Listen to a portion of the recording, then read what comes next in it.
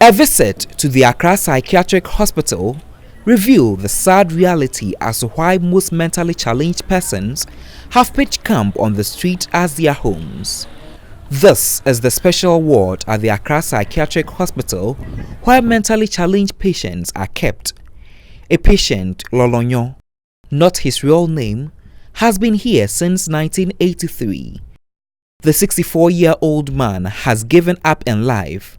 He tells me he doesn't feel like going back home anymore because he cannot trace his family.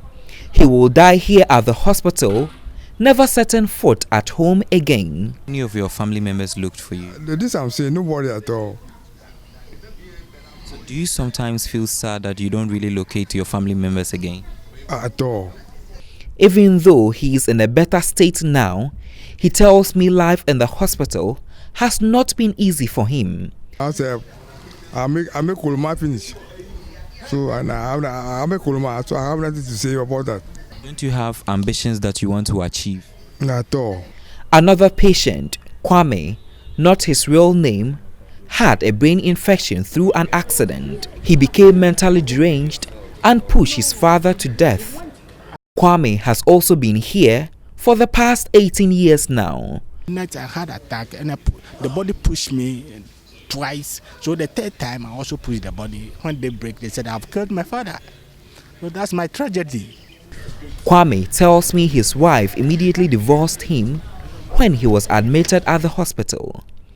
Kwame is partially blind and believes it is as a result of years of medication to cure his brain infection.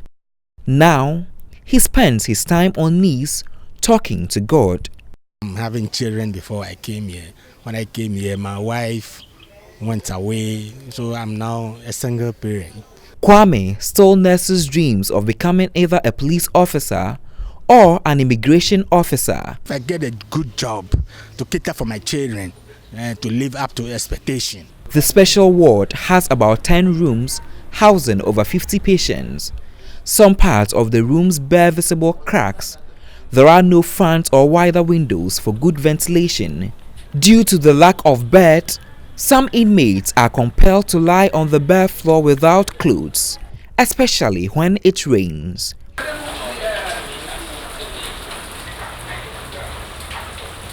Richard Kwao, a senior staff nurse, has been working here for 3 years now. He says feeding is a challenge in the ward.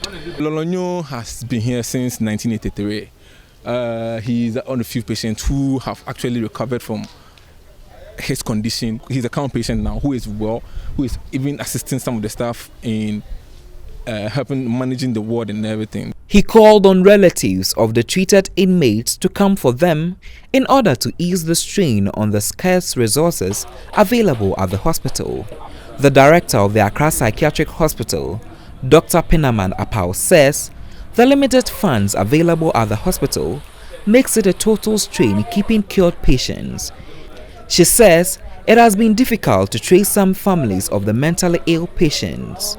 They do not really remember where they're coming from. In the folder, we write details and so on, but remember that some of these people have been here over 20 years, over about 30 years, and folders are torn, folders are missing. The Mental Health Authority is looking at halfway homes. All right, so halfway homes would be a place where people who are well and can be put back into society. A tour across the major towns in the country's capital, Accra, has revealed that a lot of mentally ill patients, both young and old, have been abandoned on the streets.